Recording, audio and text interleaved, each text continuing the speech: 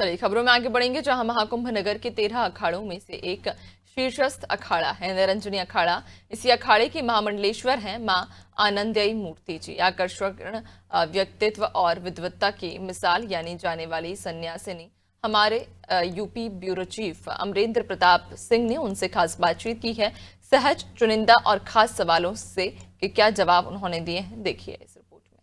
निरंजनी अखाड़े की महामंडलेश्वर मां आनंदमयी हमारे साथ हैं। माता, महाकुंभ में ऐसा लग रहा है जैसे पूरी दुनिया के रास्ते महाकुंभ नगर की ओर मुड़ गए हैं। 6.25 करोड़ का आंकड़ा हमारे साथ परसों का था, उसके बाद भी लोग करोड़ों की संख्या में कल से आज तक स्नान कर रहे हैं। क्या सनातन का ऐसा समय आ गया है कि अब सनातन सर्वोपरि होगा? मैं आपको यही कहना चाहती हूँ कि ये प्रयाग की भूमि पर एक अखंड भारत का दर्शन हो रहा है। करोड़ों, आपने 7 करोड़ बताए, आंकड़े उससे कई ज़्यादा पहुँच गए हैं और सनातन धर्म में हर व्यक्ति जीवन जी रहा है। यहाँ 33 करोड़ देवी देवताओं का वास कहीं और नहीं, इसी प्रयाग की भूमि पर है। माँ गंगा में हर छोटे से छोटा, बड़े से बड़ा व्यक्ति एक समूह में एक साथ होकर के माँ गंगा में डुबकी लगाने को लालायित है। क्यों? क्योंकि लोगों को ये पता चल गया, इस विश्व के हर व्यक्ति को ये पता चल गया कि सनातन धर्म की जय में ही हम सबके परिवार की जय होगी।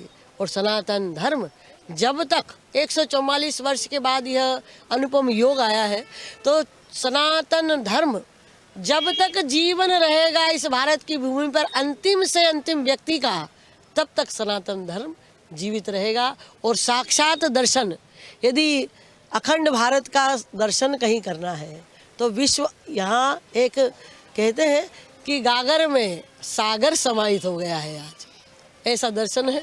और धर्ममय जीवन और धर्ममय वातावरण, चारों तरफ जय जयकार हो रही है। माता, आप स्वयं शक्ति स्वरूपा हैं।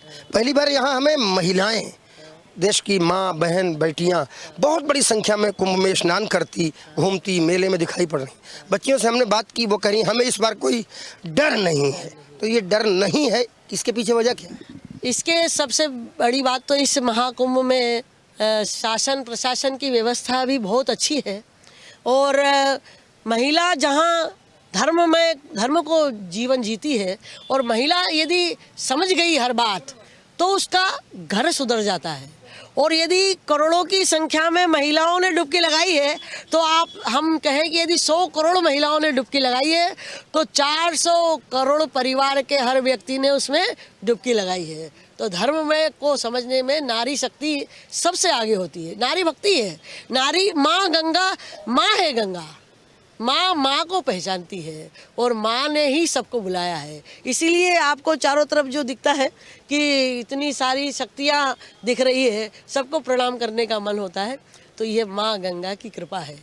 माँ आनंदमयी, हमने सीधे सवाल पूछे, माता ने बेबाक जवाब दिए।